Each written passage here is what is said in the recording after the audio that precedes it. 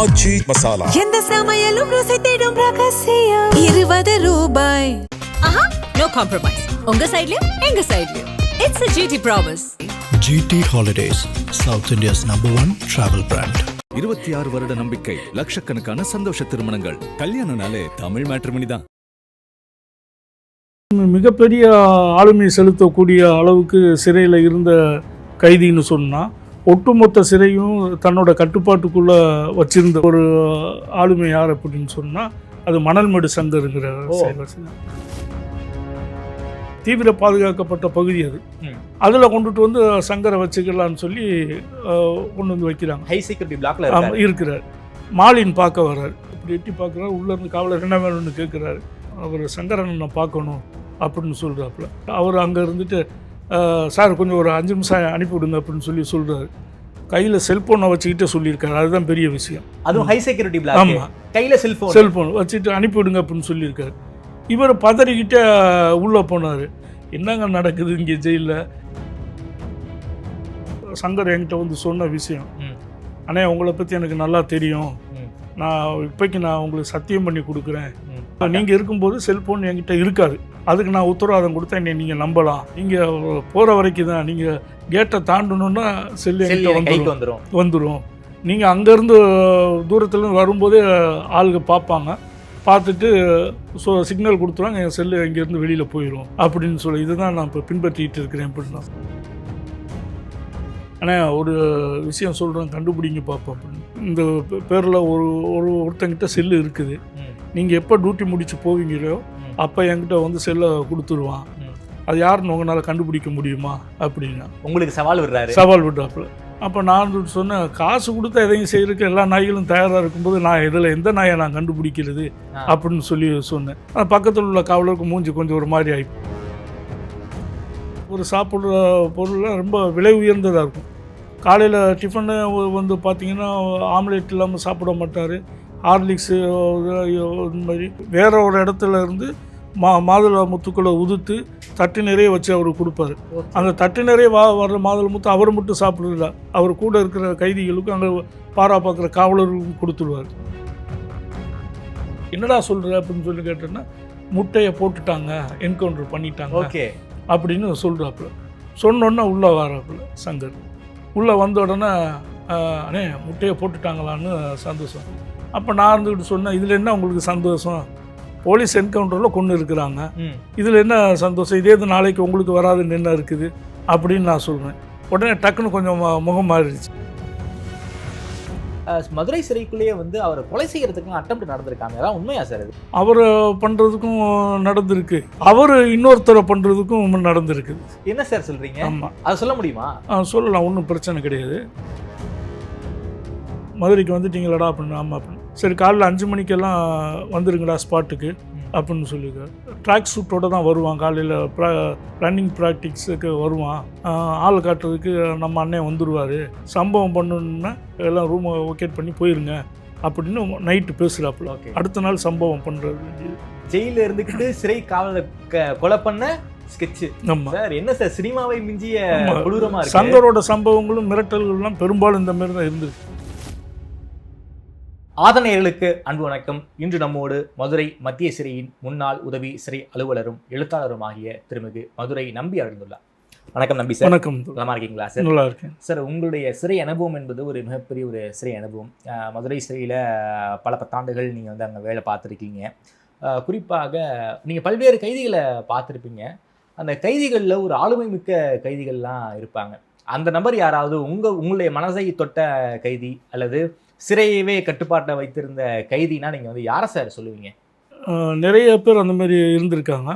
ஆனால் இதுலேயும் மிகப்பெரிய ஆளுமை செலுத்தக்கூடிய அளவுக்கு சிறையில் இருந்த கைதின்னு சொன்னால், ஒட்டுமொத்த சிறையும் தன்னோட கட்டுப்பாட்டுக்குள்ளே வச்சிருந்தவரும், வந்து கொஞ்ச நாள்லேயே தன்னோட தன்னை பேச வச்ச, சிறையவே முழுக்க கைதிகளையும் அதிகாரிகளையும் எல்லாத்தையுமே பேச வச்ச ஒரு ஆளுமை யார் அப்படின்னு சொன்னால், அது மணல்மேடு சங்கருங்கிற சேவாசி தான். அவர் சிறைக்கு வராதுக்கு முன்னாடி நாங்கள் மதுரையில் இருக்கிறவங்களும் அந்த வார இதழ்கள்லாம் படிக்கும்போது நிறைய இப்போ ஜூவியில் கவர் ஸ்டோரிலாம் வரும். டெல்டா பகுதியை நடுங்க வைத்த தாதாக்கள் அப்படிங்கிற தலைமையில் வரும். Delta king. ஆமாம், டெல்டா கிங்கு, டெல்டா பகுதி நடுங்க வைக்கும் தாதாக்கள்னு சொல்லி 2 பேர், ஓகே, முட்டை ரவியவும் மணல்மேடு சங்கர் பேரையும் போட்டு அட்டப்படமெல்லாம் வரும். அப்போ அந்த நக்கீரன்லையும் ஜூவிலையும் அந்த படங்கள்லாம் ரொம்ப பிரபலம். சரி. அவர் தாடியோடு இருக்க மாதிரி செல்ஃபோன் பேசிகிட்டு இருக்கிற மாதிரி ரொம்ப ஸ்டைலாக இருப்பாப்புல ஆள். அப்படி படங்கள்லாம் போட்டு அது நல்லா பிரபலமாயிடுச்சு. திடீர்னு ஒரு நாள் நான் 2004 பணிக்கு உள்ளே போகும்போது ஒரு செல்லில் நல்லா 6 அடி உயரம், நல்லா கலராகவும் நல்லா கவர்ச்சிகரமான தோற்றத்தோடு ஒரு கைதி நடமாட்டம் இருந்தது. மணல்மேடு சங்கர் மாதிரி இருக்குன்னு கேட்டால் ஆமாம் அப்படின்னாங்க. அது கொஞ்ச நேரம் தான் இருந்தாங்க. அதுக்கப்புறம் அவர் வேற ஒரு பிளாக்குக்கு மாற்றி போயிட்டாங்க. அதுக்கப்புறம் ஒரு நாள் என்ன நடந்தது அப்படின்னு சொன்னால், எனக்கு எந்த பகுதி விட்டுனா ஏபி தனியறை தொகுதின்னு. அந்த ஏபி தனியறை தொகுதி ஒரு காலத்தில் மனநோய் கைதிகள் மட்டுமே மரண தண்டனை கைதிகளும் மனநோய் கைதிகளும் இருந்தவங்க. பின்னாடி கொஞ்சம் விஐபி அந்தஸ்தில் உள்ள கைதிகள் அந்த பகுதி ஒவ்வொரு செல்கள் அவங்களெல்லாம் எடுத்துக்கிட்டு செல்வாக்கு செலுத்துகிறவங்க மட்டும் அங்கே இருந்தாங்க. அப்படியே அந்த செல்களில் ஒரு ஆள் இருந்ததுன்னா, இன்றைக்கி விடுதலை சிறுத்தைகளில் இருக்கக்கூடிய மாலின் ஒரு செல்லில் இருக்கிறார். ஓகே. அந்த மாலினை கிட்ட பார்க்குறதுக்காக மணல்மேடு சங்கரை மதுரையில் ஒரு முக்கியமான ஒரு தாதாவாக இருந்தவர் அவர் கூப்பிட்டுட்டு வராரு. கூப்பிட்டுட்டு வந்து இவர் மணல்மேடு சங்கர் இருந்த பகுதி வந்து ரிமாண்டு பகுதி. ஓகே. அந்த பகுதியிலேருந்து வரணும்னா மெயின் கேட்டை தாண்டி வரணும். மாலின் வந்து தண்டனை சிறை பகுதியில் இருக்கிறார். இந்த விசாரணை கைது வந்து சிறைக்கு வெளியில் இருக்கக்கூடிய ஒரு சிறை பகுதி.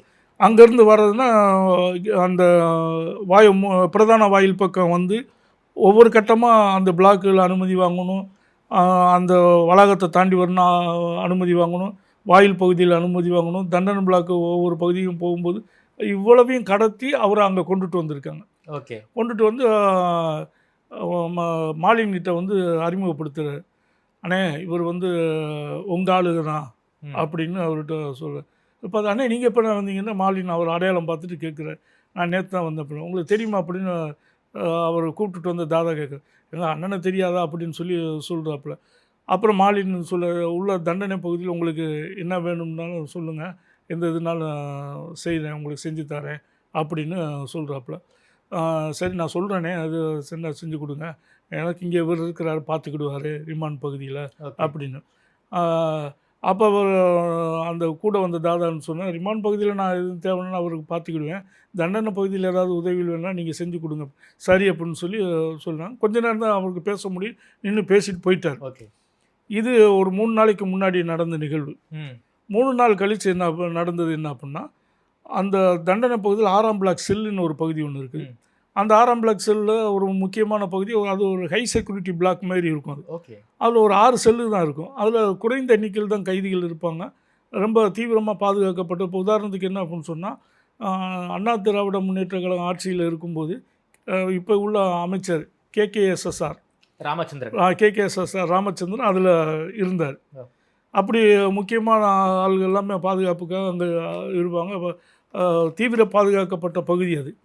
அதில் கொண்டுட்டு வந்து சங்கரை வச்சுக்கலான்னு சொல்லி கொண்டு வந்து வைக்கிறாங்க. ஹை செக்யூரிட்டி பிளாக்ல இருக்கிறார்.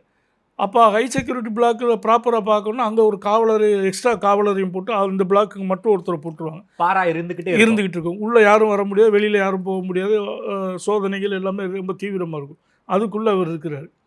அப்போ இதுக்குள்ளே இருக்கிறாருன்னு சொல்லி ஒரு 2 நாள் கழித்து மாலின் பார்க்க வர்றார். மாலின் பார்க்க வரும்போது அந்த கேட் அடைச்சிருக்கு. அந்த கேட்டில் ஒரு சின்ன வழியில் இப்படி எட்டி பார்க்குறாரு. உள்ளேருந்து காவலர் என்ன வேணும்னு கேட்குறாரு. இல்லை அவர் சங்கரனை பார்க்கணும் அப்படின்னு சொல்கிறாப்புல. உடனே அது கேட்டை திறந்து இப்படி பார்க்குறாரு காவலர். அவர் அங்கே இருந்துட்டு, சார் கொஞ்சம் ஒரு 5 நிமிஷம் அனுப்பிவிடுங்க அப்படின்னு சொல்கிறாரு. கையில் செல்ஃபோனை வச்சுக்கிட்டே சொல்லியிருக்காரு. அதுதான் பெரிய விஷயம். சிறைக்குள்ள வந்து 3 நாளில், அதுவும் ஹை செக்யூரிட்டி பிளாக். ஆமாம், கையில் செல்ஃபோன் வச்சுட்டு அனுப்பிவிடுங்க அப்படின்னு சொல்லியிருக்காரு. இவர் பதறிக்கிட்டே உள்ளே போனார். போனோன்னு என்ன கேட்குறா, என்னங்க எனக்கே பயமாக இருக்குது, நீங்கள் என்ன வந்தோடனே இப்படி இதெல்லாம் இருக்கிறீங்க அப்படின்னு சொல்லி கேட்குறேன். அதெல்லாம் ஒன்றும் இல்லை அப்படின்னு, உங்களுக்கு ஏதாவது உதவி வேணால் சொல்லுங்கள், நான் செய்கிறேன் அப்படின்னு. என்னங்க நடக்குது இங்கே ஜெயிலில்? ஏதோ எங்கேயோ இருந்து, எந்த ஊரில் இருந்து மதுரைக்கு வந்திருக்கீங்க, மதுரை ஜெயிலுக்கு, என்கிட்ட உதவி கேட்டிங்க, இப்போ உங்களுக்கு என்ன வேணும்னு நீங்கள் கேட்குறீங்க, அந்தளவுக்கு உள்ள இருக்கு. ஒன்றும் பிரச்சனை இல்லை, நான் நல்லா இருக்கிறேன், ஓகே. உங்களுக்கு ஏதாவது உதவி வேணால் சொல்லுங்கள், நான் இப்பவும் செய்யறதுக்கு தயாராக இருக்கேன் அப்படின்னு சொல்கிறார். எப்படி சார் செல்ஃபோன் வந்துச்சு? அது அவருக்கு விசுவாசமான ஆளுங்க இருக்காங்க. இப்போ அதுவும் சொல்கிறேன் என்னென்னா, இப்போ இவர் ஒரு பதட்டத்தில் இவர் என்ன செய்கிறார் அப்படின்னு சொன்னால், மாலின் இது ஏன்னா அவர் செல்ஃபோன் வச்சுருக்க சிறை குற்றம்ங்கிறது அவருக்கு நல்லா தெரியும். ஆனால் பதட்டம் அடைஞ்சிட்டு ஐயோ இதுக்கு மேலே நம்ம இங்கே இருந்த ஆபத்துன்னு அவர் வெளியேறி போயிடுறார். ஓகே. இப்போ நீங்கள் இன்னொரு கேள்வி கேட்டீங்க, அவருக்கு செல்ஃபோன் எப்படி வந்ததுன்னு. அவர் கொஞ்ச நாளாக சிறையை தன்வசப்படுத்திக்கிட்டார். எப்படி சார்? எப்படின்னா உள்ள முக்கியமான கைதிகள், செல்வாக்கான கைதிகள் எல்லாமே இவருக்கு எதையும் செய்கிறதுக்கான தயாரான ஆள்கள்லாம் வந்துட்டாங்க. காவலர்களில் கொஞ்சம் பேர் அவருக்கு சாதி விசுவாசத்தோட உதவுறதுக்கு கொஞ்சம் பேர் இருந்துட்டாங்க. அதிகாரிகளையும் கொஞ்சம் பேர், அதிகாரிகள் ரொம்ப குறைவு, காவலர்களில் கொஞ்சம் பேர் அவருக்கு உதவி செய்கிறாரு. அப்படி பரபரப்பாக அதுக்கான ஒரு நெட்வொர்க்கை ஒரு உருவாக்கிட்டார், எப்படி கொண்டுட்டு வர்றது அப்படின்னு. ஏற்கனவே சொன்ன மாரி செல்ஃபோன் வந்து ஆசன வாயில் மறைச்சி வர்றது, வெளியில் துறவிங்களில் வர்றது, ஆள்கள் மூலமாக கொண்டுட்டு வர்றது, இதுகெல்லாம் அது ஒரு இது பண்ணு. இப்போ செல்ஃபோன் வந்ததுன்னா அதுக்கு சார்ஜ் போடுறதுக்கு இந்த மாதிரி ஏற்பாடு, அதுகளுக்கெல்லாம் ஒவ்வொருத்தருக்கும் ஒவ்வொரு அதெல்லாம் ஆள் ஏற்பாடு பண்ணிட்டாங்க, செய்கிறதுக்கெல்லாம் ஏற்பாடு பண்ணி கொடுத்துட்டாங்க. இப்போ அவர் அங்கே இருக்கும்போதே ஒரு காவலர்கள் சமுதாயத்தில் கொஞ்சம் பேர் அல்லது ஏதோ ஒரு வகையில் கைதிகளோ அப்படி சார்ஜ் போட்டு கொடுக்குறதுக்கும் செல்ஃபோன் போட்டுருக்கு, அந்த செல்ஃபோன் கை மாறுறதுக்கு, இதுகளுக்கு எல்லாத்துக்கும் வர்ற காவலர்களுக்கும் காசு அள்ளி இறைக்கக்கூடிய ஆளாக இருந்திருக்காரு. வந்து அவங்க காவலர்கள் வர்ற ஆளுகிட்ட பலகீனத்தை பார்த்துக்கிடுவாங்க, அதுக்கு தகுந்த மாதிரி. இன்னொன்று என்னென்னா, சங்கர் அங்கே இருந்தாப்புலன்னா அவருக்கு உணவும் அவர் சாப்பிட்ற பொருள்லாம் ரொம்ப விலை உயர்ந்ததாக இருக்கும். காலையில் டிஃபனு வந்து பார்த்திங்கன்னா ஆம்லேட் இல்லாமல் சாப்பிட மாட்டார். ஹார்லிக்ஸு இது மாதிரி பழங்கள், மாதுளை முத்துக்கள்லாம் உதுத்து வேற ஒரு இடத்துல இருந்து மாதுளை முத்துக்களை உதுத்து தட்டு நிறைய வச்சு அவருக்கு கொடுப்பாரு. அந்த தட்டு நிறைய வர்ற மாதுளை முத்து அவர் மட்டும் சாப்பிட்றதில்ல, அவர் கூட இருக்கிற கைதிகளுக்கும் அங்கே பாரா பார்க்குற காவலர்களுக்கும் கொடுத்துருவார். ஓகே. அந்தமாரி ஹார்லிக்ஸ் வந்துச்சுன்னா அவருக்கு மட்டும் இல்லை, எல்லாருக்கும் பகிர்ந்து கொடுப்பார்.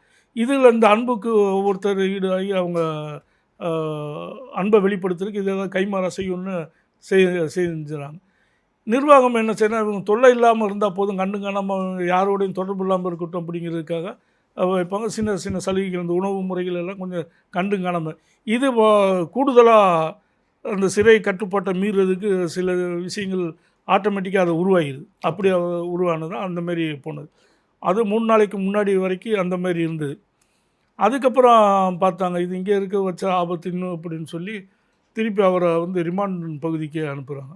ரிமாண்ட் பகுதியில் ஒரு பிளாக்கில் இருக்காங்க. இன்றைக்கும் மதுரை, சென்னை மாதிரி நகரில் மிக பிரபலமான ஒரு மதுரை ரவுடி டாக்டர் ரவி. அந்த டாக்டர் ரவி விட்ட ரொம்ப சிநேகமாகிட்டார். ஓகே. அந்த டாக்டர் ரவி வந்து மிகப்பெரிய ஆள். அவர் வந்து அந்த ரிமாண்டு பகுதியில் உள்ள ஒரு அடைப்பில் 2 பேர் ஒன்றா இருக்கிறாங்க. அவர் பின்னால் வந்து சங்கருக்கு நான் தனி காவலுக்கு போகும்போது சங்கர் சொன்ன விஷயம் இப்போ நான் சொல்ல போகிறது என்ன அப்படின்னு சொன்னேன்னா, நாங்கள் ரொம்ப அளவுக்கு மீறி போயிட்டோம் சார் அப்படின்னாப்புல. என்ன அப்படின்னு சொன்னோன்னா, அந்த பிளாக்கில் 40-50 கைதிகள் இருப்பாங்க. அவர் ஒரு மூலையில் செல்ஃபோனில் பேசிக்கிட்டு இருப்பார், நான் ஒரு மூலையில் செல்ஃபோன் பேசிக்கிட்டு இருப்பேன். சரி. எங்களுக்கு செல்ஃபோன் பேசும்போது காவலுக்கு நிறைய கைதி இருப்பாங்க, யார் காவலர்கள் யாரும் நடமாட்டம் இருக்கா, வந்தான்னா அதை சொல்லிடுவாங்க, அதை மறைக்கிறதுக்கு நாங்கள் ஏற்பாடு பண்ணிடுவோம். அதுக்கான ஏற்பாடு தூரத்துலேருந்து வரும்போதே இதெல்லாம். அதில் சங்கர் யார் ரவி வந்து சொல்லுவாப்பில், என்ன சங்கர் சாப்பிட்லாமான்னு ஃபோனில் உள்ளுக்குள்ளே இருக்கிட்ட கேட்பார். நான் சாப்பிட்றலான்னு நான் சொல்லுவேன். அங்கனைக்குள்ளே ரூமில் இருக்கவங்களே செல்ஃபோனில் நாங்கள் இந்த விஷயத்தை பரிமாறிக்கிடுவோம். ஒரே ஜெயிலில் ஃபோனில் பேசிப்பாங்க. ஆமாம், ஒரே அறை, அதாவது ஒரு 40 பேர் இருக்கக்கூடிய ஒரு அறை, ஒரு ஹால், அதில் ஒரு மூலையிலேருந்து ஒரு மூலையில் செல்ஃபோனில் இவங்க தகவல் பரிமாறியிருக்கேன். அந்தளவுக்கு இவங்க அப்படியெல்லாம் நாங்கள் ரொம்ப ஓவராக போயிட்டோம் அப்படின்னு சொல்லுவேன். அதுக்கப்புறமா தான் இது இன்னும் கட்டுப்படுத்த முடியாதுன்னு சொல்லி தனியாக சங்கரை மட்டும் தனியாக கொண்டுட்டு போய் வைப்போன்னு இன்னொரு பகுதிக்கு கொண்டுட்டு வந்து வைக்கிறாங்க. அது ரிமாண்ட் பகுதியில் உள்ள தனி அறைன்னு சொல்லி செல்லு, மேலே மாடியில் ஒரு செல்லு, இவர் மட்டும் தனியாக இருக்கிற மாதிரி ஒன்று அங்கே அங்கேயும் அந்த மாதிரி தான் இருந்திருக்கிறாரு. செல்ஃபோன் ராஜ்யம் தான். ஆமாம், செல்ஃபோன் ராஜ்யம் தான். அப்போ அதில் போயிருக்கும்போது அவருக்கு யார் பொருத்தமாக இருப்பாங்க அப்படின்னு சொல்லி காவல் அந்த செல்ஃபோன் விடாமல் தடை பண்ணக்கூடிய யாருன்னு என்னையும் 1-2 பேரையும் தேர்வு பண்ணி அங்கே பணி நியமனம் பண்ணுறாங்க. ஓகே. அப்போ நான் போனோடனே சார்ஜ் எடுத்தோடனே சங்கர் என்கிட்ட வந்து சொன்ன விஷயம், ம். அண்ணே உங்களை பற்றி எனக்கு நல்லா தெரியும், ம். நான் உங்களுக்கு சத்தியம் பண்ணி கொடுக்குறேன், ம். எங்கள் அம்மா மேலே சத்தியம் பண்ணி சொல்கிறேனே, நீங்கள் இருக்கும்போது நான் செல்ஃபோன் பயன்படுத்த மாட்டேன், ஓகே. அதுக்கு மட்டும்தான் நான் உத்தரவாதம் கொடுத்துருக்க முடியும். நீங்க இருக்கிற போது செல்போன் நீங்கள் இருக்கும்போது செல்ஃபோன் என்கிட்ட இருக்காது, ஓகே. அதுக்கு நான் உத்தரவாதம் கொடுத்தா என்னை நீங்கள் நம்பலாம், ம். எப்போ வேணாலும் சந்தேகம் இருந்தால் நீங்கள் இது பண்ணிக்கோங்க, சோதனை பண்ணலாம். சொன்னாலும் நான் அந்த மாதிரி பயன்படுத்த மாட்டேன் அப்படின்னாப்புல. அதுக்கு என்ன காரணம் அப்படின்னு சொன்னால், என்னோட பணி சம்மந்தமாக என்னோட நேர்மை சம்மந்தமாக யாரோ சில பேர் சொல்லியிருக்கலாம். அது அவரை கேட்டு அது என் மேலே கொஞ்சம் அது அவ்வளோ எனக்கு பழக்கம் இல்லை. ஆனால் அவராக வந்து முன் வந்து சொல்கிறாரு. ஓகே. சரி, அப்போ என்னை பற்றி ஓரளவு தெரிஞ்சிருப்பார் போல இருக்குன்னு நினச்சிட்டு, சரி அப்படின்னா ஒன்றும் பிரச்சனை கிடையாது அப்படின்னு சொல்லி, நான் இருக்கும்போது இருக்கக்கூடாது, அது ஓகே, அது உறுதியாக இருப்பீங்கள்ல, உறுதியாக இருக்கிறேன் அப்படின்னாப்புல. சரின்னு சொல்லி இருந்தால் அதேமாரி இருந்தாப்புல. ஒரு கட்டத்தில் என்ன அப்படின்னு சொன்னால், பகல் நேரத்தில் இந்த சாப்பாடு அந்த பிளாக்கில் ஒரு 300 கைதிகள் கிட்ட இருப்பாங்க. ஓகே. எல்லாரையும் இந்த சாப்பாட்டு இன்டர்வலில் திறந்து விடுவாங்க. ம். எல்லாம் சாப்பாடு வாங்குறதுக்கு எல்லாம் அந்த வளாகம் பூரா நிறைஞ்சிருப்பாங்க. இந்த செல்லு அந்த வளாகத்திலே ஒரு பகுதி மேலே ஓகே. மாடியில் 6 செல் இருக்கும், அதில் ஒரு செல்லில் இவர் இருக்கிறாரு, மற்ற செல் மற்ற செல்லாம் எம்டியாக இருக்கும். இவருக்கு உதவி பண்ணுறதுக்குன்னு சில கைதிகள் பக்கத்தில் வேலைக்கார கைதிகள் அவங்க இருப்பாங்க. அவங்க வேலைகள் எங்கள் கண்காணிப்பில் வேலை செஞ்சு அவருக்கு தண்ணி எடுத்து கொடுக்குறது, தட்டை கழுவி விடுறது, துணி துவைக்கிறதுக்கு நான் அவங்க இருப்பாங்க. இவர் அந்த சாப்பாட்டு சமயத்தில் அந்த வறண்டாவில் மட்டும் நடந்துக்கலாம். அப்படி வறண்டாவில் கீழே வந்து பார்க்கும்போது அந்த 300 கைதிகள் சாப்பாடு எடுக்கிறதுக்கு எல்லாம் காத்துக்கிட்டு இருக்காங்க. 300 கைதிகள் நடமாட்டம் இருக்குது. அவர் ஒரு கட்டத்தில் என்கிட்ட கேட்குறாரு, ஆனால் ஒரு விஷயம் சொல்கிறேன் கண்டுபிடிங்க பார்ப்போம் அப்படின்னு. இந்த பேரில் ஒருத்தங்கிட்ட செல்லு இருக்குது, நீங்கள் எப்போ டியூட்டி முடிச்சு போவீங்களோ அப்போ என்கிட்ட வந்து செல்லை கொடுத்துருவான், அது யாருன்னு உங்களால் கண்டுபிடிக்க முடியுமா அப்படின்னா உங்களுக்கு சவால் விடுறாப்புல. ஓகே. அப்போ நான் வந்துட்டு என் பக்கத்தில் இன்னொரு காவலரும் பணியில் இருக்கிறார், 2 பேரும் நாங்கள் இருக்கோம். அப்போ நான் சொன்னேன், காசு கொடுத்தா எதையும் செய்கிறதுக்கு எல்லா நாய்களும் தயாராக இருக்கும்போது நான் இதில் எந்த நாயை நான் கண்டுபிடிக்கிறது அப்படின்னு சொல்லி சொன்னேன். பக்கத்தில் உள்ள காவலருக்கு மூஞ்சி கொஞ்சம் ஒரு மாதிரி ஆகிப்போச்சு, அவரையும் உள்ளிட்டு சொல்கிறதுன்னு. சரி, இது இப்படியே நானாக யூகத்தில் சொன்னது, அதான் காசு அள்ளி எல்லா நாய்களும் உதவி பண்ணுறதுக்கு உங்களுக்கு தயாராக இருக்காங்களா, எந்த நாய் கொண்டு வந்து கொடுக்குதுன்னு தெரியல அப்படின்னு சொன்னேன். நீங்கள் போகிற வரைக்கும் தான், நீங்கள் கேட்டை தாண்டணுன்னா செல்லு வந்துடும், நீங்கள் அங்கேருந்து தூரத்துலேருந்து வரும்போதே ஆளுங்க பார்ப்பாங்க, பார்த்துட்டு சிக்னல் கொடுத்துருவாங்க, என் செல்லு இங்கேருந்து வெளியில் போயிடும் அப்படின்னு சொல்லி, இதுதான் நான் இப்போ பின்பற்றிட்டு இருக்கிறேன் அப்படின்னா. அப்படி இதெல்லாம் சொல்கிறோம் அப்படியே அப்படின்னு நினச்சிது. இதுதான் உண்மையாகவும் அப்படி தான் நடந்துக்கிட்டோம். ஆனால் நீங்கள் இருக்கும்போது மலர்மேடி சங்கர் ஃபோன் யூஸ் பண்ணுறது கிடையாது? இல்லை. ஓகே. செல்ஃபோனும் இருக்காது. ஓகே. செல்ஃபோனே கையில் இருக்காது. அது என்னால், ஏன்னா பெரும்பகுதி பக்கத்தில் தான் உட்காந்துருப்பாப்புல.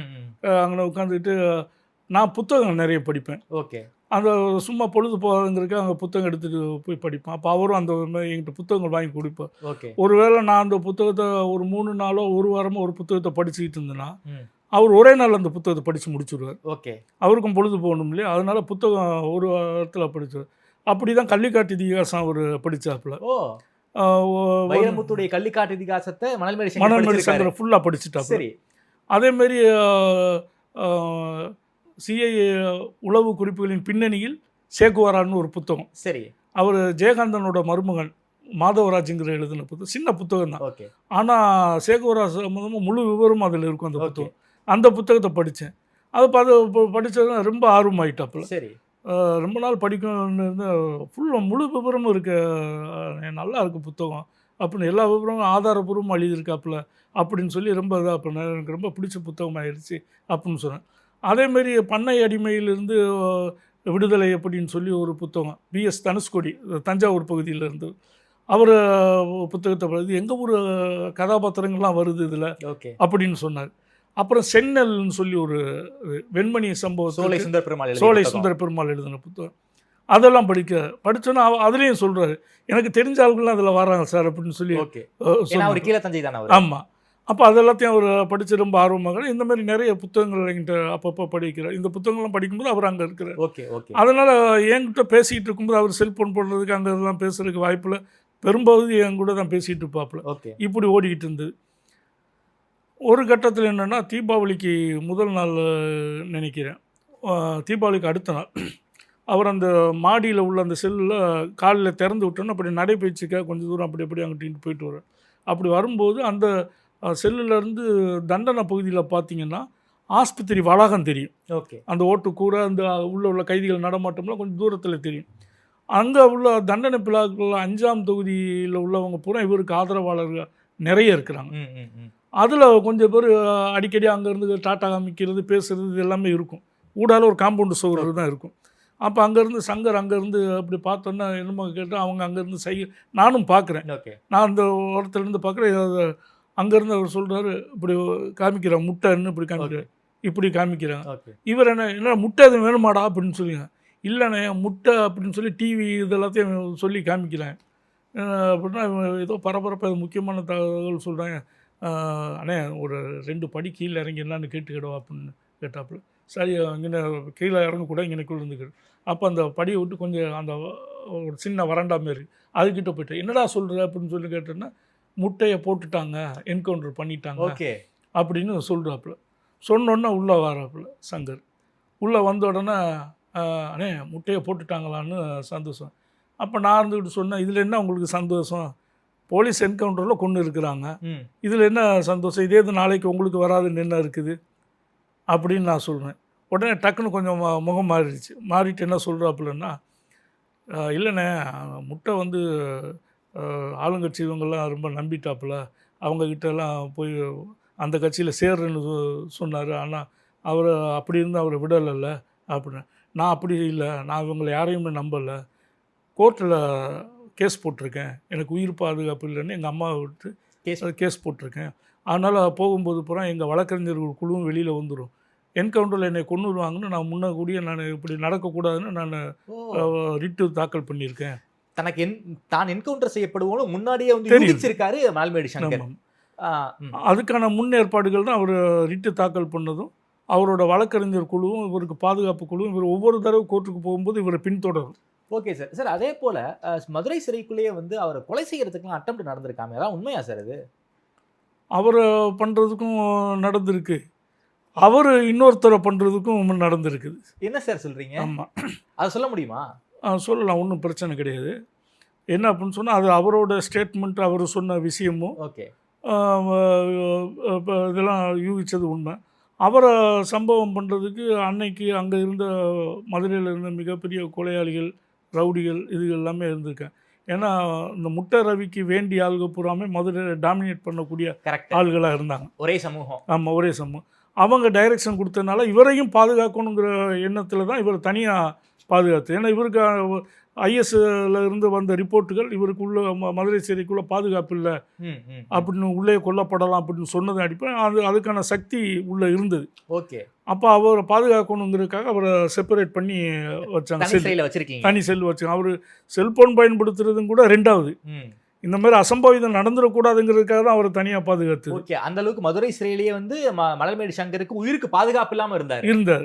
அதனால அதுக்காக தான் தனியாக ஹை செக்யூரிட்டி பிளாக். இல்லை சார், வெளியே விட உள்ளதான் ரொம்ப பாதுகாப்பாக இருப்பாங்க, உள்ளதான் ரொம்ப சிறை தான் ரொம்ப பாதுகாப்பான இடம், அங்கேயே வந்து ஒருத்தருக்கு உயிருக்கு பிரச்சனைனா எனக்கு புரியலையே சார். ஏன்னா கொலையாளிகளில் நிறைய பேர் சிறைக்குள்ளே தானே இருப்பாங்க. ஏன்னா அவங்க சம்பவம் நிறைவேற்றவங்க எல்லாமே அவங்க வேறு வேறு வழக்குகளில் உள்ளே இருப்பாங்க. சரி, அவங்க சொன்னால் செய்கிறதுக்கான ஏவல் பணியை செய்கிறதுக்கான ஆள்கள் எல்லாமே கூலிப்படைகள்லாம் உள்ளே தான் இருக்கிறாங்க, அவங்க செய்வாங்கள்ல.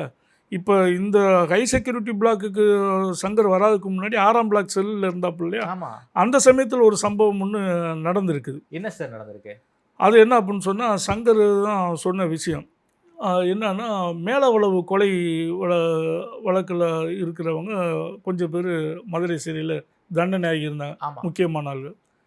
அவங்க கூட நெருக்கமாகவும் அவங்களோட உறவுக்காரராக இருந்த ஒரு காவலர் ஒருத்தர், அவர் அவங்க கூட ரொம்ப உறவாடிக்கிட்டு இருந்தார். ஒரு துரதிர்ஷ்டம் என்ன அப்படின்னு சொன்னால், சிறை நிர்வாகம் அவரை தான் இந்த செல்ஃபோன் கண்டுபிடிக்கிறதுக்கான ஒரு டீம் ஒன்று உருவாக்குனதில் அந்த காவலர் அதில் தான் இருக்கிறார், அந்த டீமில் இருக்கிறார். அவர் வந்து ஒரு கருத்து என்னென்னா, அவர்னால தான் மேலவளவு கொலையாளிகள்லாம் செல்ஃபோன் வச்சிட்டு இருக்காங்கன்னு ஒரு பரவலாக ஒரு செய்தி ஒன்று. ஆனால் அவர் வந்து ரொம்ப நெருக்கடி கொடுத்தது வந்து சங்கருக்கு. ஓகே. செல்ஃபோன் வச்சுருக்கிறாருன்னு சொல்லி ஓயாமல் வந்து தொந்தரவு பண்ணுறது, சோதனை பண்ணுறது, எல்லா இடங்களையும் பிளாக் பண்ணுறது, அவருக்கு ஆமாம் சர்ச் பண்ணுறது, அவர்கிட்ட செல்ஃபோன் போகாத அளவுக்கு எல்லா தடைகளையும் அவர் உருவாக்கிக்கிட்டு முடிஞ்ச அளவு அவரால் அதே மீறி நடந்துக்கிட்டு இருந்தது. ஓகே. ஆனால் அவர் தடுக்கிறதுல அந்த மாதிரி இருந்தார். ஒரு கட்டத்தில் என்ன அப்படின்னு சொன்னால் அவருக்கு ஒரு இன்லைன் லெட்டர் ஒன்று வருது. யாருக்கு சார்? அந்த சிறை காவலருக்கு, சங்கருக்கு. அந்த இன்லைன் லெட்டரில் என்ன எழுதியிருக்கு அப்படின்னு சொன்னோன்னா, நீ வந்து எந்த ஊர்லேயே வந்து இந்த மதுரை ஜெயிலில் ஆட்டி படைக்கலாம்னு நினைக்கிறியா? உள்ளே உன்னைய சோழியை முடிச்சிருவோம்டா, எச்சரிக்கை இருந்து கூட எங்கே வந்து வேகம் படுற? இது வந்து மதுரை ஜெயில், எங்கள் ஜெயில்டா அது. இங்கே வந்து நீ இது பண்ணுறியா? மதுரை மண்ணில் தாண்டா உன் கதை முடிய போகுது அப்படிங்கிற மாதிரி ஒரு கடிதம் ஒன்று. கொலை மிரட்டல் கடிதம். ஆமாம், கொலை மிரட்டல் கடிதம். மணல்மேடு சங்கர் அந்த கடிதத்தில் உள்ள ஸ்டாம்பு பார்க்குறாரு. ஓகே. சீல் எங்கே விழுந்திருக்கு, அது மேலூர் சீலாக இருந்திருக்கு. ஓகே. அப்போ இவன் தான் செஞ்சுருக்க முடியும்னு இவராக யூகிக்கிற சில அவருக்கு வேண்டிய காவலர்கிட்டலாம் அதை கேட்குறாரு. நமக்கு இடைவிடாமல் தொல்லை கொடுக்குறான், நம்ம எதிரான ஆளுகளுக்கு சலுகை காட்டுறான், இவனாக தான் செஞ்சுருக்க முடியும்னு இவர் ஒரு முடிவுக்கு வர்றாரு. ஓகே. அந்த செல்லில் வந்து அன்னைக்கு முக்கியமாக இருந்த ஆளுகள்லாம் யார் அப்படின்னு சொன்னால் வரிசை 6 செல்லு இருக்குது. டாக் ரவியும் மணல்மேடு சங்கம் ஒரே செல்லுக்குள்ளே இருக்காங்க. சரி. பக்கத்து செல்லில் பெருவிலை மோகன்னு சொல்லி ஒரு லிங்கம்ங்கிற ஒரு தலையை எடுத்தாள். நாகர்கோவில் அந்த நாகர்கோவில் லிங்கத்தோட தலையை எடுத்தவர் பெருவிலை மோகன் சொல்லி அவர் ஒரு சிறையில் இருக்கார். இன்னும் வரிச்சு செல்வம் இருக்கிறாப்புல. இவங்க எல்லாமே அந்த செல்லில் இருக்கிறாங்க. அப்போ ஒரு வந்து நைட் நேரத்தில் கொசு வலைக்குள்ளே இவங்க 2 பேரும் படுத்திருக்காங்க. தனித்தனி கொசு வலையை கட்டி டாக் ரவியும் இவங்க படுத்திருக்காங்க. 2 பேரும் செல்ஃபோனில் பேசிக்கிட்டு இருக்கிறாங்க வெளியில். சரி. அப்போ ஒரு கட்டத்தில் யார் டாக் ரவி சங்கர்கிட்ட என்ன சொல்கிறாப்புல, ரைட்டு நான் தூங்க போகிறேன் அப்படின்னு சொல்லி செல்லை ஆஃப் பண்ணிவிட்டு அவர் தூங்குறாரு. சங்கர் என்ன சொல்ல தொடர்ந்து பேசிக்கிட்டு அவர் தூங்கிட்டாருன்னு நினச்சி இவர் பேசுகிறார். பேசும்போது என்ன சொல்கிறாப்புல, அந்த உரையாடலை கேட்டுக்கிட்டு இருக்க இதெல்லாம் சங்கர் என்கிட்ட சொன்னது. என்ன அப்படின்னா, என்னடா மதுரைக்கு வந்துட்டீங்களாடா அப்படின்னு. ஆமாம் அப்படின்னு. எங்கே ரூம் போட்டிருக்கீங்க அப்படின்னு சொல்லுங்க. சரி, காலைல 5 மணிக்கெல்லாம் வந்துடுங்கடா ஸ்பாட்டுக்கு அப்படின்னு சொல்லியிருக்காரு. இதெல்லாம் சொல்கிறாப்புல. வந்து நீங்கள் அங்கே வந்து இருந்தால் போதும், அந்த மதி தியேட்டருக்கு முன்னாடி வந்தால் போதும், அவன் அந்த ட்ராக் சூட்டோடு தான் வருவான், காலையில் ரன்னிங் ப்ராக்டிக்ஸுக்கு வருவான், ஆள் காட்டுறதுக்கு நம்ம அண்ணன் வந்துடுவார், அவரை பார்த்துக்கோங்கடா, அவர் உங்களுக்கு டைரக்ஷன் கொடுப்பாங்க. சம்பவம் பண்ணுன்னு உடனே ஒரு ஆள் மட்டும் ரூமில் இருந்துக்கோங்க, சம்பவம் பண்ணணுன்னா எல்லாம் வெளியில் கிளம்பி போயிருங்க, எல்லாம் ரூமை ஒகேட் பண்ணி போயிருங்க அப்படின்னு நைட்டு பேசுகிறாப்புல. அடுத்த நாள் சம்பவம் பண்ணுறது வேண்டியது. இதை பார்த்துட்டு டாக் ரவி முடிச்சுட்டு, என்னங்க இப்படி நடக்குது, என்ன அது, இங்கே மதுரையில் இந்த மாதிரிலாம் நடந்தது கிடையாது, ஏன் இப்படி பண்ணுறீங்க? சிறையில் இருந்துக்கிட்டு அந்த சிறைக்காக முடிக்க ஸ்கெட்ச் போடுறாரு. ஆமாம். அப்போ இவர் வந்துருச்சு, இதெல்லாம் இப்படியெல்லாம் மதுரையில் இந்த மாதிரி சம்பவம்லாம் நடந்தது, நீங்கள் ரொம்ப ஓவராக போகிறீங்க, வேண்டாம் சங்கர், இது விடுங்க, அப்போ நான் சொல்கிறேன் கேளுங்க, இதெல்லாம் வேறு மாதிரி செஞ்சுக்கலாம், வேண்டாம் அப்படின்னு சொல்லி போக சொல்லுங்க உங்கள் ஆளுகளை அப்படின்னு சொல்கிறாப்புல. அதுக்கப்புறம் சங்கர் திருப்பி ஃபோன் பண்ணி அந்த நட்புக்கு மரியாதை கொடுக்குற அடிப்படையில் அவன் சொல்கிறாப்புலன்னு, காலையில் எழுந்திரிச்சோன்னா விடிய காலையில் எழுந்திரிச்சு ஊருக்கு போவாங்கன்னா இங்கே ஒன்றும் சம்பவம் ஒன்றும் பண்ண வேண்டாம், கேன்சல் ஆகிடுச்சு, செய்ய வேண்டாம்டா, ஊருக்கு கிளம்பிடுங்க அப்படின்னு இது பண்ணு. அப்புறம் ஆன்லைன் செக்ஷன். ஆமாம், ஜெயிலில் இருந்துக்கிட்டு சிறை காவலை கொலை பண்ண ஸ்கெட்சு. ஆமாம் சார், என்ன சார் சினிமாவை மிஞ்சிய கொடூரமாக இருக்கு. சங்கரோட சம்பவங்களும் மிரட்டல்கள்லாம் பெரும்பாலும் இந்த மாதிரி தான் இருந்திருக்கு. அதுதான் ஒரு அழிவுக்கும் காரணமாகவே இருந்தது. சரி, ரொம்ப எக்ஸ்ட்ரீமாக போயிட்டாப்புல. ஓகே, ரொம்ப இது தான் இந்த மாதிரி காரியங்கள்லாம் ஒரு முடிவுக்கு காரணமாக இருக்குது. சிறைக்குள்ள சங்கருக்கும் வேற யாருக்காவது நேரடி மோதல்லாம் நடந்திருக்கா சார்? ஒரு மோதல் நடந்திருக்குது.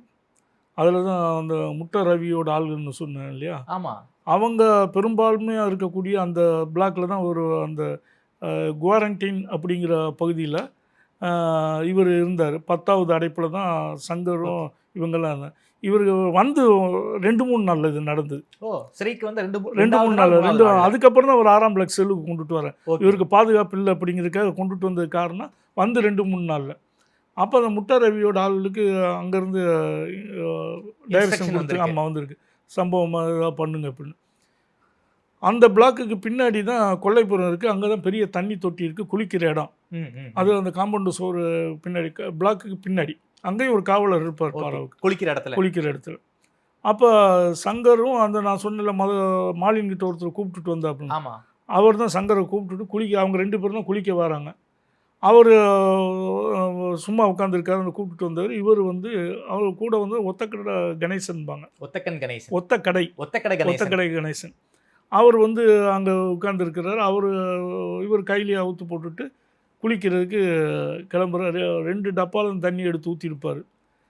அந்த கட்டடத்துக்கு அந்த சைடில் இருந்து 4-5 பேர், இந்த சைடில் இருந்து ஒரு 4-5 பேர் திடுன்னு ஓடி வந்தோன்னா, அந்த கணேஷ் வந்து டே அப்படின்னு நிப்பாட்டுங்கடா, நீ எதுவும் தலையிடக்கூடாது அப்படின்னு சொல்லிட்டு உள்ளே போய் ஒரு கிட்ட வந்தோன்னா, இவர் ஜட்டியோடு இருக்கிறார். வந்த ஒவ்வொரு ஆளையும் அடித்து தூக்கி தண்ணி தொட்டிக்குள்ளே விடுறாப்புல. வல்லமேடு சங்கர் அங்கேயே அசால்ட் பண்ணி அது சினிமா சண்டை மாரி நடந்திருக்கு. என்ன சார் சொல்றீங்க? ஆமாம், வந்த ஆளுகள் எல்லாமே நண்டு சிண்டுமான ஆளுகளாக இருக்காங்க. இவருக்கு கிட்ட நெருங்க முடியல, எல்லாமே இவர் ஆள் முரட்டாள். ஒவ்வொருத்தையும் அடித்து தூக்கி விடுறாப்புல, தண்ணி தொட்டிக்கெல்லாம் அங்கெல்லாம் கீழெல்லாம் விடுறேன். இவர் உதவிக்கு கணேசன் வந்திருக்க, நீ சும்மாரியா நான் பார்த்துக்கிட்டேன் அப்படின்னு சொல்லி அடிக்கிறேன். அதுக்குள்ளே காவலர் விசில் எடுத்து ஊதுனோன்னா பரபரப்பாக எல்லாம் ஓடிட்டாங்க. அதுக்கப்புறம் தான் இங்கே வச்சிருக்கிற ஆபத்துன்னு 6ஆம் பிளாக் செல்லுக்கு மாற்றுறாங்க, தனி சிறைக்கு மாற்றுறாங்க. ஆமாம், அங்கே இருக்கும்போது இந்த மாதிரி ஒரு இது அட்டெம்ப்ட் பண்ண. இந்த விஷயம் தெரிஞ்சதுக்கப்புறம் இதெல்லாம் சங்கர் என்கிட்ட சொன்னது நேரடியாக. அதுக்கப்புறம் என்ன நடந்ததுக்கு, அந்த யாருக்கு அந்த மிரட்டல் விட்டாரோ அந்த கைதி வந்து, அந்த காவலர் வந்து 2 நாள் கழித்து வந்து சொல்லியிருக்காப்புல, சங்கர் எனக்கு ஒரு உதவி பண்ணணும்னு செய்வீங்களா அப்படின்னு.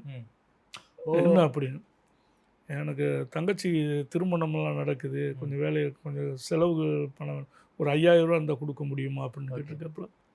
அப்போ இருந்துக்கிட்டு 5000 உங்கள் ஆளுகிட்ட போய் வாங்க வேண்டியதானே, நாங்களாக கிடைச்சோம் அப்படின்னு இருக்காப்புல. அங்கே ஆளுனா அவர் ஆமாம், அவர்கிட்ட போய் வாங்கிக்கிட வேண்டியதானே அப்படின்னு. இல்லை நீங்கள் கொடுத்தா நல்லது, நான் அவங்ககிட்டே வாங்கியிருக்கேன், நீங்களும் கொடுத்தீங்கன்னா அது சரின்னு சொல்லி இவருக்கு விருப்பம் இல்லை. அவருக்கு தெரிஞ்சிட்டு நம்மக்கிட்ட சமாதான முகத்தை காமிக்கிறதுக்காக இந்த சம்பவம் தெரிஞ்சுக்கிட்டு தான் பணம் வாங்க வந்திருக்காருன்னு 5000 ரூபா கொடுத்துருக்காப்புல. மற்ற ஆளுக்கெல்லாம் கொடுக்க மனப்பூர்வமாக நான் கொடுத்துருக்குறேன், ஆனால் இவனுக்கு நான் மனப்பூர்வமாக கொடுக்கல அப்படின்னு சொல்கிறார். நான் அது பணத்தை கொடுத்து விட்டேன், சரி போகட்டும் அப்படின்னு. அப்போ நம்ம மனசுக்குள்ளே இனிமேல் நம்மக்கிட்ட குறுக்கிட மாட்டாப்புல அப்படின்னு. அதேமாரி பெருமளவோட இது இல்லை அப்படின்னு சொல்லி சொன்னாப்புல. இது வந்து எப்படி ஒரு சம்பவம்னு நீங்கள் கேட்டதுக்காக கொலை மிரட்டல்ங்கிறதுக்காக சொன்னேன். அப்புறம் வந்து அந்த 6ஆம் பிளாக் செல்லில் இருக்கும்போது, அப்புறம் ஆப்ரேஷன் செல் டீம்னு ஓசிடின்னு சொல்லுவாங்க. ஆப்ரேஷன் செல் டீம்னு சிறைக்குள்ளே ஒரு குழு, அதில் தான் அந்த ஒரு காவலர் ஒருத்தர் இருந்தார். அது அந்தளவுக்கு அவ்வளோ பவர்ஃபுல்லாக செயல்பட முடியலை. ஆனால் சென்னை தலைமை அலுவலகத்திலேருந்து ஒருத்தர் சக்திவேலாக தான் இருக்குன்னு நினைக்கிறேன், ஒரு எஸ்ஐ ரேங்கில் உள்ள போலீஸ் அதிகாரி. அவர் வந்து ஐஜி அலுவலகத்தில் இந்த விஜிலன்ஸ் டீமில் இருக்கிறார். எல்லா சிறைகளுக்கும் அவர் போய் சோதனை இடுவார், திடீர்னு சோதனை இடுவார். அப்படி அவர் வரும்போது அவர் எஸ்ஐ ரேங்கில் உள்ள போலீஸ் தான், ஆனால் சிறைத்துறையில் உள்ள கண்காணிப்பாளர் அவர் வந்தால் கொஞ்சம் பதறுவாங்க. ஆமாம், விஜிலன்ஸ் டீம்ங்கிறதுனால பயப்படுவாங்க. அவர் நேராக வந்து யார்கிட்டையும் சொல்ல மாட்டார், எந்த பிளாக்குக்கு போவார், அந்த சம்மந்தப்பட்ட இதுகளை போய் பார்ப்பார், சோதனை செய்வார். அந்தமாரி ஒருத்தர், அவர் சிவில் ட்ரெஸ்ஸில் தான் வருவார். அப்படி ஒரு நாள் சங்கர் செல்லுக்கு வந்து எல்லாத்தையும் சர்ச் பண்ணாப்புல. அப்போ பெருவிலை மோகன்கிறவர் கேட்குறாப்புல, சார் நான் சொல்கிறேன்னு எதுவும் கோச்சிக்காதீங்க சார், ஒரு நல்ல விஷயத்துக்கு தான் சொல்கிறேன் அப்படின்னா, என்ன சொல்லுங்கள் அப்படிங்கிறப்ப, உங்கள் அதிகாரிகள் வந்து ஐஜி டிஜிபி இவங்க எல்லாமே இப்படி சொல்கிறாங்கங்கிறதுக்காக நீங்கள் இப்படி வந்து எங்களை சோதனை போட்டிங்களே சார், நாங்கள் எங்களுக்கு ஒன்றும் பிரச்சனை இல்லை, நாங்கள் கொஞ்சம் அமைதியானவங்கனால, இது வேறு ஊரில் சென்னை மாதிரி இடங்களில் வேறு ஊர்களெல்லாம் ரொம்ப மோசமான தாதாக்கள்லாம் இருப்பாங்க, அவங்களால உங்கள் உயிருக்கு ஆபத்தாகிறதா சார், ஏன் இப்படி அதை அப்படி நிறைவேற்றுறதுக்கு இது பண்ணுறீங்க அப்படின்னு சொல்ல. உடனே சங்கம் இருந்துக்கிட்டு, என்னங்க இதெல்லாம் அவங்ககிட்ட போய் சொல்லிகிட்டு இருக்கீங்க அப்படின்னு சொல்லிட்டு, இன்றைக்கே நைட்டுக்கு உங்கள் வீட்டில் ஆள் இறக்கவா அப்படின்னு இருக்காப்புல. அப்போ அவர் இருந்துக்கிட்டு, ஆள் இறக்குறீங்களா அப்படின்னு. ஆமாம், அவங்க சொல்கிறாங்கன்னா, உங்கள் ஐஜி சொல்கிறாங்க, நீங்கள் வந்து எங்கள் பிளாக்கெல்லாம் சோதனை போடுவியா, நாங்கள் நினச்சோம் நைட்டு இன்றைக்கி சொல்லவா, ஆள் இறக்க சொல்லவா அப்படின்னு சொல்லியிருக்காப்புல. நான் என்னோடய கடமையை தான் செய்ய வந்திருக்கேன், நீங்கள் அதுக்கு மேலே செய்கிறது இருங்க, அதுக்கெல்லாம் பயந்தவன் கிடையாது அப்படின்னு சொல்லியிருக்காப்புல. இந்த மிரட்டலும் உட்பட தான் அவர் என்கவுண்டருக்கு காரணமாக இருந்தது அப்படின்னு சொல்லுவாங்க. ஓகே, அதாவது சிறை காவலர்களை மிரட்டியிருக்காரு, சிறை கைதிகளை மிரட்டியிருக்காரு, அடிச்சிருக்காரு, அந்த அளவுக்கு வெளி போலீஸ் அதிகாரிகளே மிரட்டக்கூடியதா இருந்திருக்கு அவரோட நடவடிக்கை. இது மாதிரி வேற ஏதாவது உங்கள்கிட்ட சொல்லியிருக்காரு சார்? வெளியே நடந்த சம்பவங்களை உங்கள்கிட்ட வந்து மல்மேடி சங்கர் பேசி? ஆமாம், இதேமாரி ஒரு கோர்ட்டில் ஒரு சம்பவம் நடந்திருக்கு. அதையும் இதேமாரி ஒரு இன்ஸ்பெக்டர் அவர் கேஸுக்கு ஆஜராக கோர்ட்டில் இருந்திருக்காப்புல. ஓகே, இவர் சிறையில் இருந்து இது பண்ணியிருக்காரு, மிரட்டல். நீங்கள் இந்த இடத்துல தானே நிற்கிறீங்க, உங்கள் பின்னாடி பாருங்கள், அங்கே பாருங்கள், இங்கே பாருங்கன்னு சொல்லியிருக்கிறார். அதனால் நீங்கள் உங்கள் பாட்டில் கிளம்பி போகிறது தான் நல்லது உங்களுக்கு அப்படின்னு சொல்லியிருக்காரு. அது சிறையில் இருக்கான், அவன் வந்து இந்தமாரி இது இருக்கான்னு சொல்லி பயந்துட்டார் அவர். இப்படி ஒரு மிரட்டல் இது எல்லாமே நடந்திருக்கு. ஓகே, டாரிங்காக மிரட்டியிருக்காரு. ஆமாம், இது எல்லாத்த காட்டிலும் இன்னொரு முக்கியமான சம்பவம்னு சங்கர் சொல்லலை. சங்கர் இறப்புக்கு பின்னாடி அவர் கூட இருந்த இன்னொரு சக கைதி சொன்ன விஷயம், அது எனக்கு பெரிய ஆச்சரியமாக. அது சினிமா மாதிரி தான், இதே மாதிரி தான் அந்த ஆளும் சொன்னது. அது உண்மையாக நிஜமானு தெரியல. என்ன அப்படின்னு சொன்னால், சங்கரோட கேஸ் ஒன்று ட்ரையலுக்கு வந்திருக்கு. சாட்சிகள் 2 பேர் ஏறணும். ஏறுனா அந்த சாட்சிகள் 2 பேரும் அந்த சாட்சிகள் சொல்லிட்டாங்கன்னா அவங்களுக்கு தண்டனை உறுதி. சங்கருக்கு தண்டனை உறுதி. சங்கர் இல்லை, சங்கரோட கூட்டாளிகளுக்கு தண்டனை உறுதி. அவங்க சாட்சி சொல்லணும்னா விடுதலை. ஓகே, இப்போ அந்த சாட்சி சொல்கிறது வந்து ஒரு பெண் தான் சாட்சி சொல்லுவாங்க. அந்த பெண் சொல்கிறத வச்சு தான் அவருக்கு தண்டனையாக விடுதலையாங்கிறது முடிவாகும், தீர்மானிக்க. நாளைக்கு ட்ரையல் கேஸுக்கு விசாரணைக்கு வருது, சாட்சி கூண்டில் ஏற்றுற ஸ்டேஜ். அப்போ சங்கர்கிட்டேருந்து ஒரு பொண்ணு வருது அந்த சாட்சிக்கு. அந்த பெண்ணு வந்து கேட்குறப்ப தம்பின்னு தான் சங்கர்கிட்ட பேசுவாப்புல. அப்போ வந்து என்ன தம்பி அப்படின்னு கேட்டிருக்காப்புல. நாளைக்கு சாட்சி சொல்ல போகிறீங்களா அப்படின்னு. தம்பி, நான் சொல்லக்கூடாதுன்னு நான் நினைக்கிறேன். எதிரியை வந்து இந்த 2 பேர் வந்து என்னை மிரட்டிட்டு போனாங்க. சாட்சி சொல்லணும், உன்னை குடும்பத்தோடு என்னை அழிச்சிடுவோம், கொன்னுருவோம் அப்படின்னு சொல்கிறாங்க அப்படின்னு. அப்போ இருந்துட்டு அப்போ என்ன செய்யலான்னு, என்ன தம்பி செய்கிறது, அவன் இப்படி மிரட்டுறாங்க, வந்தது யாருன்னு கேட்டுங்க. 2 பேர் பேரை சொல்கிறாங்க. அப்போ அவங்க சொல்லலைன்னா, அவங்க இல்லைன்னா நீங்கள் தைரியமாக சொல்லலாம்ல அப்படின்னு. சொல்லுவோம் அப்படின்னு இருக்காப்புல. அப்போ சரிக்கா நான் கூப்பிடுறேன் அப்படின்னு சொல்லிட்டு போனாப்புல. இது காலையில் போல் நடந்திருக்கு. நைட் நேரத்தில் திருப்பி ஃபோன் வந்திருக்கு சங்கர்கிட்டேருந்து. சங்கர் ஃபோன் எடுத்து அந்த அம்மா பேசியிருக்காங்க. தம்பி, எனக்கு பதட்டமாக இருக்குது, அவங்க 2 பேரும் செத்துட்டாங்களாம்ல அப்படின்னு. அப்படின்னு ஆமாக்கா, இப்போ நீங்கள் தைரியமாக சொல்லலாம்ல அப்படின்னு சொன்னாப்புல. இது எல்லாமே வந்து மதுரை ஜெயிலில் கிடுகிடுக்க வச்ச சம்பவம்னு அந்த கூட இருந்த ஒரு கயத்தார்லேருந்து வந்த ஒரு தண்டனை கைது, பட்டியலின சமூகத்தை சேர்ந்தவர், அந்த ஆள் சொன்னது. அது பொய்யான சம்பவம்னு தெரியல. இப்படி சம்பவங்கள் செய்யக்கூடியது. இதுக்கு தான் அவங்க பயந்துருக்காங்க. என்கவுண்டருக்கு இது ஒன்று. அந்த தேர்தல் கமிஷனர் அவங்க அம்மாவுக்கு எதிராக மிரட்டினது, இதுதான் ஒரு அழிவுக்கு காரணம்னு சொல்லுவாங்க. இப்படி மிரட்டல் எண்ணிக்கை ரொம்ப கூடுதலாகிடுச்சு. இதே கட்டத்தில் என்ன இருந்துச்சுன்னா, எனக்கும் ஒரு பிரச்சனை வந்துச்சு. என்ன பிரச்சனை? அவர் செல்ஃபோன், நான் இருக்கிற பிளாக்கில் நான் பாதுகாப்பாக இருக்கிற இடத்துல அவர் செல்ஃபோன் பயன்படுத்திக்கிட்டு இருக்கிறதாக எனக்கு தகவல் வந்தது. அப்போ என்னன்னா, ஒரு அதிகாரி பாரா புத்தகத்தில் இனிமேல் இப்படி தான் எழுதி நீங்கள் சார்ஜ் எடுக்கணும் அப்படின்னு. என்ன அப்படின்னு சொன்னால், விசாரணை தொகுதி 2 தனி அறை தொகுதியில் பூட்டப்பட்டு இருக்கும் மணல்மேடு சங்கர் என்கிற சிறைவாசியை நன்கு சோதனை செய்து, அவர் அறைகளை சோதனை செய்து பாரா பொறுப்பை எங்கள் வசம் ஒப்புக்கொண்டோம். அவர் செல்போன் வைத்திருந்தாலோ, செல்போன் வைத்திருந்தது பின்னால் தெரிய வந்தாலோ அதுக்கு நாங்களே பொறுப்பாவோம் அப்படின்னு சொல்லி கையெழுத்து போடணும். ஓகே அப்படின்னு க்ரீன் இங்கில் எழுதி அனுப்புகிறாங்க. அப்போ நான் சொன்னேன், இப்படியெல்லாம் கையெழுத்து போட முடியாது சார், சார்ஜ் எடுத்துட்டாலே நாங்கள் தான் பொறுப்பு. ஆனால் இப்படி எழுதி கொடுத்தீங்கன்னா எங்களுக்கு மெமோவுக்கு பதிலெலாம் எழுத முடியாது. அதனால் அப்படி செய்ய, ஆனால் நீங்கள் தானே பொறுப்பு, நீங்கள் தானே இது பண்ணணும் அப்படின்னு எனக்கு விளக்கம் சொல்கிறார் ஒரு அதிகாரி. அப்போ நான் சொன்னேன், இல்லை சார், நீங்கள் கைத்துப்பாக்கியோட சிறைக்குள்ளே வர்றதுக்கு உங்களுக்கு அதிகாரம் இருக்குது, நீங்கள் அப்படி தான் வாரீங்க ரவுண்ட்ஸு. ஓகே, சங்கரோட ரூமுக்கு முன்னாடி அவர் செல்ஃபோன் வச்சுருந்து பேசுகிறாருன்னு உங்களுக்கு தெரியும், முடிஞ்ச அன்னையை வந்து சர்ச் பண்ணி பாருங்கன்னு சவால் விடுறாரு. உங்கள் அதிரடி படை, உங்கள் காவலர் படை எல்லாமே போய் உள்ளே சர்ச் பண்ணுறதுக்கு முடியலை, நீங்கள் போய் பண்ணியிருக்கேன் சார். சவால் விட்டது உங்களுக்கு, நாங்கள் அதை மீறி பண்ண முடியாது. நீங்கள் கண்ணசைவை காட்டியிருந்தால் நாங்கள் எங்கள் உயிரை பணையை வச்சு கூட நாங்கள் சோதிச்சு பண்ணியிருப்போம். உங்ககிட்ட அப்படிலாம் அப்படியே டீமை கூப்பிட்டுட்டு வந்துட்டீங்க, கீழ்நிலை பணியாளர் நாங்கள் எப்படி சார் பொறுப்பாக முடியும் அப்படின்னு நான் சொல்கிறேன். அப்போ நான் சொல்லலை, இது கண்காணிப்பாளர் தான் சொன்னார்னு அவர்கிட்ட கொண்டு போய் நிப்பாடுறேன். அவரும் இங்கேருந்து நிறைய மிரட்டல்கள் போயிட்டுருக்கு, அப்புறம் இது பார்த்தீங்கன்னா நீங்கள் தான் மாட்டிக்கிடுவீங்க அப்படின்னுலாம் என்கிட்ட சொன்னார். ஆனால் அது நம்ம இருக்கும்போது அவர் பேசலை, அதுக்கு நம்ம என்ன செய்ய முடியும் அப்படின்னு இது நடந்தது. சார் குறிப்பாக அந்த என்கவுண்டர் எப்படி சார் நடந்துச்சு? மதுரை செயலர் தான் விசாரணைக்காக வந்து டெல்டாவுக்கு போகிறாருன்னு நினைக்கிறேன், சீர்காழின்னு நினைக்கிறேன். அங்கே கோர்ட்டு முடிச்சுட்டு வர வழியில் புதுக்கோட்டையில் என்கவுண்டர் செய்யப்படுது. சிறைக்கு அதாவது அந்த வெளியே விசாரணைக்காக போகிறதப்போ நீங்கள் எதுவும் பார்த்தீங்களா? அந்த என்கவுண்டர் எப்படி நடந்துச்சு? அந்த மணல்மேடு ஸ்டேஷனுடைய அந்த இறுதி நாள் அந்த எப்படி என்கவுண்டர் நடந்துங்கிறத சொல்ல முடியுமா சார்? அவர் இறுதி நாளைக்கு முன்னாடி நான்லாம் வந்து அங்கேருந்து லீவ் ஆகி வேறு பணிக்கு வந்துட்டேன். இவர் கோர்ட்டுக்கு அப்போவுமே அவர் ஒவ்வொரு தடையுமே அவரோட வக்கீல் குழுமமும் அவரோட பாதுகாப்பு படையும் பின்னாடி அவருக்குன்னு போவான். போலீஸ் எஸ்கார்டு போனாலும் அவர் ஒவ்வொரு தடையும் எஸ்கார்டு போகும்போது பூராமே ஒரு டிஎஸ்பி அந்தஸ்தில் இருக்கிற ஒரு தலைமை அதிகாரியும் இன்னும் கொஞ்சம் காவலர்களும் தான் அவங்களுக்கு அவர் டீமுக்கு தனியாக எடுத்து போவாங்க. இது எல்லாமே அவர் ஒவ்வொரு தடையும் போகும்போது அவர் என்ன செய்வார் அப்படின்னு சொன்னோன்னா, ரொம்ப நீட்டாக ட்ரெஸ் பண்ணுவாப்புல.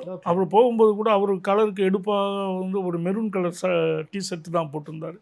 நல்லா ஒரு க்ரீம் கலர் பேண்ட்டு உடுத்து, மேலே வந்து கண்ணாடியெல்லாம் இருக்காது. கீழே உள்ள செல்லில் தான் கீழேயும் முக்கியமான உசிலம்பட்டியை சேர்ந்த ஒரு வக்கீல் கொலை வழக்கில் உள்ளவங்கெல்லாம் கொஞ்சம் பேர் அதில் இருந்தாங்க. அங்கே ஒரு கண்ணாடி ஒன்று இருக்கும், சுவரில் பதிச்ச கண்ணாடி. அதை பார்த்து தான் முடியெல்லாம் தலையெல்லாம் சீவிட்டு அங்கேருந்து வருவார். ஒவ்வொரு தடையும் அப்படி தான் போவார். அதுலேயும் ஒரு தடவை போகும்போது என்ன நடந்துச்சு அப்படின்னு சொன்னால், இவர் போய் ஒவ்வொரு தடவையும் தலையை சீவிட்டு அங்கிட்டேருந்து வரும்போது அந்த செல் பகுதியில் உள்ளவங்க இவர்கிட்ட விஷ் பண்ணுவாங்க, சில இது பேசுவாங்க, புன்முறுவலாக இருக்கும். அப்படியே வெளியில் ஜாலியாக வந்துடுவார். ஒரு நாள் மட்டும் அப்படி தலையை கோதி விட்டுட்டு இப்படி வரும்போது ரொம்ப ஆவேசமாக டென்ஷனாக வந்தாப்புல. அப்போ நான் வந்துட்டு ஏன் அவ்வளோ இது பதட்டம், என்ன பிரச்சனை அப்படின்னு. இல்லை, நமக்கும் டாக்டர் ரவிக்கும் அப்படி ஒன்றும் பெரிய பகையெல்லாம் கிடையாது, சும்மா பேச மாட்டோம், ஒரு சின்ன இதுதான், அது வந்து பகையாலாம் கிடையாது. ஆனால் இவங்க பாருங்கள், என்ன டாக்டர் ரவிக்கு லைன் கொடுக்கீங்களா, நாங்கள் சம்பவம் பண்ணுறோம் அப்படின்னு கேட்குறான். ஏண்டா நீங்கள் பண்ண வேண்டியதானே, எதுக்கு நான் தான் கிடைச்சேன், நான் தான் அதுதான் நீங்கள் எல்லாம் இப்படி பண்ணுறீங்கன்னு ரொம்ப கெட்ட வார்த்தையில் நான் வஞ்சிட்டு வந்துட்டேன் அப்படின்னு சொல்லி சொன்னாப்பு. இது எல்லாமே அப்படி நடந்தது. இப்படி போயிட்டு இருந்தேன். அந்த சம்பவம் நடக்கிற அன்றைக்கி என்ன நடந்ததுன்னா, நான் வெளியிலேருந்து உள்ள டியூட்டிக்கு வரேன். எப்பவும் போகிற மாதிரி அவ்வளோ பளிச்சுங்கிறது இல்லை, ஆள் ரொம்ப டல்லாக இருந்தாப்புல. அதாவது என்னென்னா, குளித்து இதாக இல்லாமல் ஒரு கலைஞ்ச தலையோட ஒரு நல்ல ட்ரெஸ் இல்லாமல் கொஞ்சம் ஒரு இதாக தான் சுறுசுறுப்பு இல்லாத மாரி இருந்தார். ஆனால் பேக்கெல்லாம் வச்சுருக்கிறாரு. அப்போ நான் என்ன ரொம்ப டல்லாக இருக்கீங்க அப்படின்னு சொல்லி கேட்டேன். விசாரணைக்கு போகிறதுக்கு முன்னாடி? ஆமாம், விசாரணைக்கு போக முன்னாடி கேட்டில் அதுக்காக இருக்கிறாரு. எஸ்கார்ட் பார்ட்டியெல்லாம் ரெடியாக இருக்காங்க. நான் உள்ள வேறு பகுதிக்கு உள்ள டியூட்டிக்கு போகிறேன். அப்போ கேட்கும்போது என்ன சங்கர் கொஞ்சம் டல்லாக இருக்கீங்க அப்படின்னு. இல்லைண்ணா, இன்றைக்கி எனக்கு வாய்தா கிடையாது, திடீர்னு இன்றைக்கி காலையில் வாய்தான்னு சொல்லி கூப்பிடுறாங்க. எனக்கு அந்த இந்த வாரண்ட்டு எதுவுமே கொடுக்கல, ஆனால் இன்றைக்கி வாரண்ட்டோடு வந்து நிற்கிறாங்க. வந்திருக்க எஸ்கார்ட் பார்ட்டியெல்லாம் பார்க்கும்போது வேறு மாதிரி ஆளுகளாக இருக்கிறாங்க. ஒன்றும் எனக்கு இதாக சரியாக படலை அப்படின்னு. முதல்ல தெரிஞ்சிருந்தேன்னா நான் எங்கள் ஆளுகளுக்கு எல்லாத்துக்கும் சொல்லியிருப்பேன், இப்போ இது என்னன்னு தெரியலை அப்படின்னு. அதேமாரி என்னென்னா, இந்த ஜெயிலர்கிட்ட நான் சொல்லிட்டேன், அந்தமாதிரி அன்ஃபிட் ஃபார் ஜார்னின்னு சொல்லி ஒரு சர்டிஃபிகேட் கொடுத்தா இது பண்ணலாம், டாக்டர் சர்டிஃபிகேட் கொடுத்தா போதும், அப்படி சொல்லுங்கள் அப்படின்னு சொன்னால் அவர் கேட்க மாட்டேங்கிறாரு, போயே ஆகணும்னு சொல்லி உறுதியாக நிற்கிறாரு அப்படின்னு சொல்லி சொன்னார். அப்படியெல்லாம் நடக்காது சங்கர், அதெல்லாம் தைரியமாக. ஒரு அசாதாரணமான சூழல் நமக்கு நடக்க போகிறதுங்கிறத முன்னாடியே யூகிச்சுட்டார். அப்போ கேட்குற அப்படியெல்லாம் நடக்காது, தைரியமாக போயிட்டு வாங்க, ஒன்றும் பிரச்சனை இல்லை, தைரியத்துக்கு என்ன பிரச்சனை, நீங்கள் கொடுத்த சேகுவரா புக்கெல்லாம் நான் படிச்சிருக்கிறேன், அந்த இதெல்லாம் புக்கெல்லாம் படிக்கும்போது இந்த என்கவுண்டருக்கெல்லாம் நான் பயப்படுறாளானே, அதெல்லாம் சேகுவரெல்லாம் நீங்கள் கொடுத்து படித்ததுக்கப்புறம் மனசுலேயே நிற்கிறாப்புல, அதெல்லாம் தம்பி தைரியமானா, ஆனால் கொஞ்சம் எச்சரிக்கையாக இருந்திருக்கேன், அந்த ஒரு வாய்ப்பும் பயன்படுத்த முடியாமல் போகுது அப்படின்னா அப்படின்னு. ஒன்றும் இல்லை, நான் போயிட்டு வரேனே அப்படின்னு சொல்லிட்டு அதுக்கு எஸ்கார்ட் பார்ட்டியோட போய்ட்டு நான் உள்ள டியூட்டிக்கு போனேன். அதுக்கு போனதுக்கப்புறம் தான் அந்த அனுப்பின அதிகாரி இருக்கார் இல்லையா, அவர் ஓயாமல் கேட்டுக்கிட்டே இருந்திருக்கார், சங்கர் வந்துட்டாப்லையா. கடைசியாக வந்து நீ வரமாட்டாயா அப்படின்னு சொல்லி க்ளோஸ் பண்ணிவிட்டு அவர் தூங்கிட்டார்.